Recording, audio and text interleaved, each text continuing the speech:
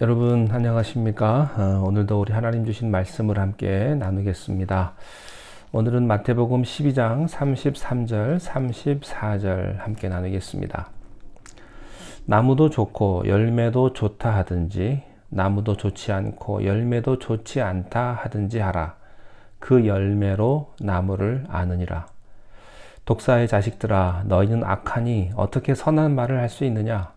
이는 마음에 가득한 것을 입으로 말함이라. 아멘. 예수님께서는 용서받지 못할 죄가 있다고 말씀을 하셨습니다. 모든 죄는 용서를 받는데 성령을 모독하고 성령을 거역하면 사하심을 얻지 못한다. 이렇게 말씀을 하십니다. 바리새인들이 예수님의 그 귀신 쫓아내는 그런 모습을 보고 이 성령의 역사를 악령의 역사라고 말을 했죠. 바알세불에 힘입지 않고서는 그렇게 귀신을 쫓아낼 수 없다. 이렇게 성령의 역사를 악의적으로 귀신의 역사라고 말을 했습니다. 그래서 지금 예수님께서 그들에게 성령을 거역하는 것은 용서받지 못한다. 이렇게 말씀을 하셨습니다. 자, 그렇다면 생각할 게 있는데요. 바리새인들이 영원히 용서받을 수 없다는 얘기일까요? 아닙니다. 한번 성령의 역사를 거부한 사람은 다시 기회가 없다는 얘기입니까? 아닙니다. 그런 뜻이 아닙니다. 만약에 예수님의 이 엄청난 말씀을 듣고 회개했다면 그들은 구원을 받을 수 있습니다. 문제는 뭔지 아세요? 이런 말을 듣고 마음이 더 강팍해지는 데 있습니다. 예수님이 지금요, 마지막 카드, 최후의 카드를 지금 바리새인들 앞에 내놓는 겁니다. 왜냐하면 바리새인들이 영원히 용서받을 수 없는 죄의 길목으로 들어섰기 때문입니다. 마지막 벼랑까지 온 거예요. 예수님이 너무나 비통스럽기 때문에 이제 마지막으로 얘기하시는 겁니다. 너 여기서 더 가면 죽는다. 그만 가라. 이제 회개하고 돌아서라. 그런 뜻이에요. 여러분, 어쩌면 하나님이 여러분에게 최후의 카드를 보여주시는지도 몰라요. 마지막일지도 몰라요. 하나님의 사인이 여기까지 마지막으로 우리에게 보여주는지도 모릅니다. 마지막 경고인데도 듣지 못하는 사람, 하나님도 어찌할 수가 없습니다. 여러분, 그것이 십자가 옆에 있던 양편 강도 아닙니까? 그들의 과거가 어땠느냐? 그거 얘기할 것도 없어요. 거기까지 온 거 보니까 죽을 죄를 진 것만은 틀림없습니다. 아주 못되게 살아온 것만은 틀림이 없는 사실입니다. 그런데 그게 중요한 게 아니고요. 한 강도는 예수님을 저주했고 한 강도는 주여 당신의 천국에 임할 때에 나를 기억해 주십시오. 이렇게 말했다는 거죠.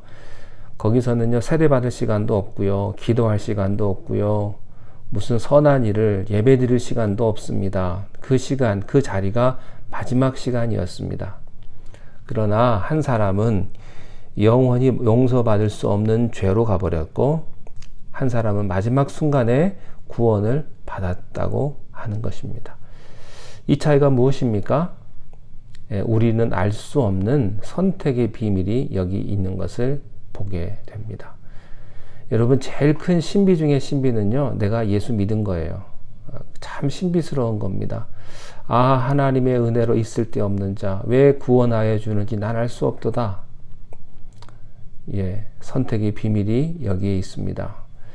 예수님은요, 바리새인들에게 경고하고 호소하고 있는 것입니다.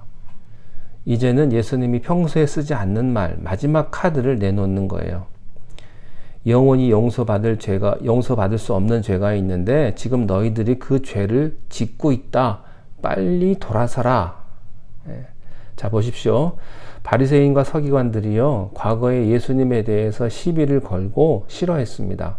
또 안식일에 대해서도 논쟁을 했습니다. 그러나 그때하고요, 지금하고는 달라요. 그들이 극단적인 상황으로 온 겁니다. 여러분 꼭 기억하십시오. 악은 악을 낳습니다. 미움은 미움을 낳습니다.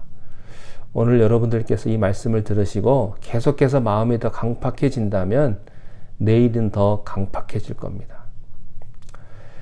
예수님은 이런 간절한 하소연을 하시고 난 다음에, 예수님은 이렇게 경고하시고 난 다음에 간절한 하소연을 33절에 이렇게 하시는 거예요. 나무도 좋고 열매도 좋다 하든지 나무도 좋지 않고 열매도 좋지 않다 하든지 하라. 그 열매로 나무를 안다. 여러분, 그 열매로 뭘 알아요? 나무를 알아요. 왜 너희들은 하나님의 성령의 역사를 악의에 차서 악령의 역사라고 하느냐? 그러지 마라. 그런 뜻입니다. 왜 꼭 그렇게 비꼬느냐? 여러분, 비꼬지 마십시오. 그러지 말라는 거예요.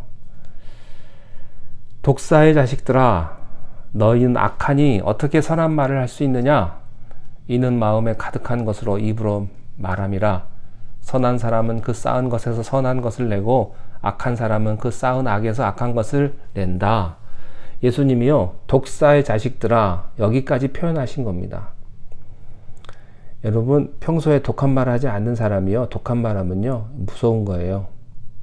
욕을 자주 하는 사람이 욕하는 건 아무렇지도 않아요. 예수님이 이런 말씀하셨다고요. 독사의 자식들아.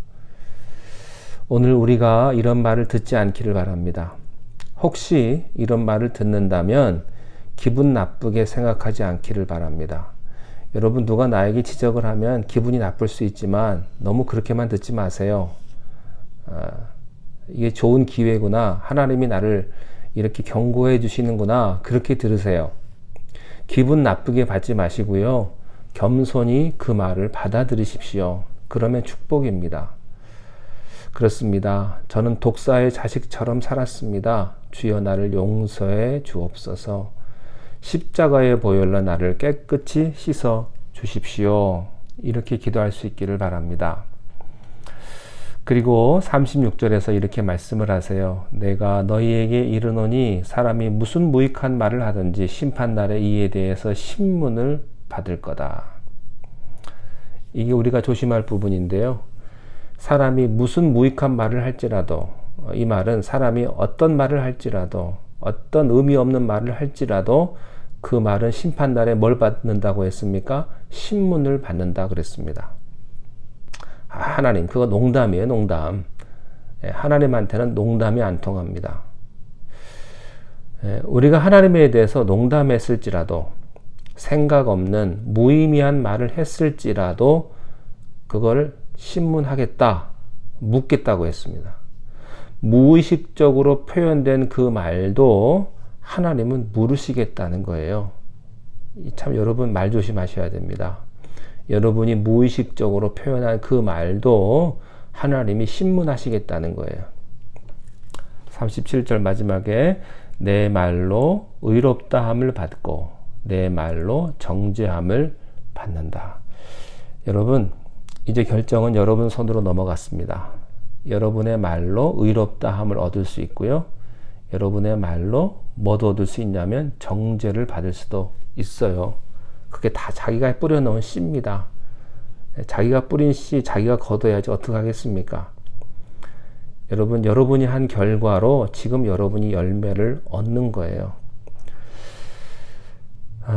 혹시 보십시오. 여러분 주변에 좋은 사람이 있습니까? 없습니까? 있습니까? 예, 그러면 여러분들이 혹시 그런 분들에게 좋은 사람이기 때문에 있는지도 모르겠습니다. 혹시 여러분 주변에 좋은 사람이 한 사람도 없습니까? 혹시 여러분이 잘못해서 그런 건 아닐까요? 여러분은 편한 사람입니까? 불편한 사람입니까? 내가 편하면요, 사람이 오게 되어 있죠. 근데 내가 불편하면요, 사람들이 주변에 안 옵니다. 주변 사람 욕할 거 없습니다.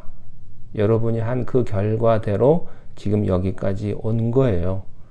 여러분의 삶을 돌이켜 보시기를 바랍니다. 다시 말씀을 드립니다. 내가 한 말로 의롭다함을 받고 내가 한 말로 정죄함을 받는다. 여러분이 한 그대로 심판을 받게 될 것입니다. 여러분이 선한 일을 하셨습니까? 하나님 앞에 큰 상급이 기다릴 것입니다. 그러나 여러분이 악한 일을 하고 그랬습니까? 그러면 거기에 상응하는 결과를 여러분이 받겠죠. 중요한 건 과거가 아니고 미래입니다. 현재입니다. 지금 내가 어떻게 하느냐에 따라서 미래가 결정된다고 하는 사실입니다. 지금부터라도 여러분에게 여러분의 입에 선한 말이 있기를 바라고 의로움이 있기를 바라고 또 다른 모든 사람들에게 편한 그런 사람이 되어 주시기를 바랍니다. 기도하겠습니다. 하나님 아버지, 그 열매로 나무를 안다고 하셨습니다. 우리에게 어떤 열매가 있는지 돌이켜보게 하시고 때로 내가 험한 말을 들으며 또 내가 듣기 싫은 말을 듣는다 할지라도